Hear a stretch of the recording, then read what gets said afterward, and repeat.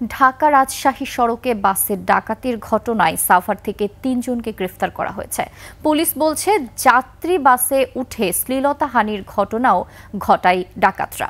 এদিকে দায়িত্বে অবহেলার দায়ে টাঙ্গাইলের মির্জাপুর থানার ডিউটি অফিসার সহকারী সাব ইন্সপেক্টরকে সাময়িক বরখাস্ত করা হয়েছে। টাঙ্গাইল প্রতিনিধির তথ্যচিত্রে দেখুন ডেস্ক রিপোর্ট। শুক্রবার বিকেলে মামলার ২৪ ঘন্টার মধ্যে সাভারের গেন্ডা এলাকা থেকে ৩ জনকে গ্রেফতার করে পুলিশ। এ সময় তাদের কাছ থেকে ৩টি মোবাইল সেট, একটি ছুরি ও নগদ ২৯,০০০ টাকা উদ্ধার করা হয়। গ্রেফতারকৃতরা হলেন মানিকগঞ্জের মোহিত, শরীয়তপুরের সবুজ ও সাভারের শরীফ। তারা সবাই আন্তজেলা ডাকাত দলের সক্রিয় সদস্য। তাদের মধ্যে মোহিতের বিরুদ্ধে উল্লাপাড়া ও সাভার থানায় একটি করে ডাকাতি মামলা সহ ৫টি মামলা রয়েছে।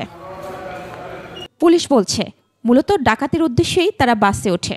যাত্রী বেশে ডাকাত দলটি তাদের যাত্রী যারা ছিল এখানে তাদের কিছু লুণ্ঠন, মোবাইল, টাকা, এই ঘটনায় তারা প্রাথমিকভাবে স্বীকার করেছে এবং এই ঘটনার সাথে আরও কয়েকজন তাদের সাথে ছিল। আমরা সেই বিষয়গুলো নিয়ে তদন্ত করছি। এ সময় ধর্ষণের ঘটনা এড়ানো গেলেও নারী যাত্রীদের সাথে শ্লীলতাহানির ঘটনা ঘটে। তাদের সাথে হয়তো টাচে গিয়েছে এবং একটা পর্যায়ে হয়তো তাদের সাথে গিয়ে এই কাজগুলো করতে হয়েছে, সেটুকু আমরা জানতে পেরেছি প্রাথমিকভাবে। কোটি মানুষের আস্থার ভালোবাসায় 11 বারের মতো দেশের 1 নম্বর রেফ্রিজারেটর ব্র্যান্ড ওয়ালটন। প্রাথমিকভাবে কোনো ধর্ষণের ঘটনা ঘটেনি। গত শুক্রবার ঢাকা রাজশাহী সড়কের ইউনিক রোড রয়্যালসের আমরি ট্রাভেলসের বাসে ডাকাতির ঘটনা ঘটে। এ ঘটনায় প্রায় ১০ জনকে আসামি করে টাঙ্গাইলের মির্জাপুর থানায় মামলা করেন ওই বাসের যাত্রী ওমর আলী।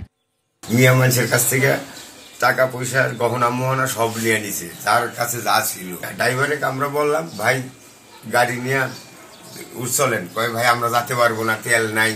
এদিকে দায়িত্ব অবহেলার কারণে আতিকুজ্জামান নামে এক সহকারী সাব ইন্সপেক্টরকে বরখাস্ত করা হয়েছে। মহিমা পলি, ডেস্ক রিপোর্ট, ২১ টেলিভিশন।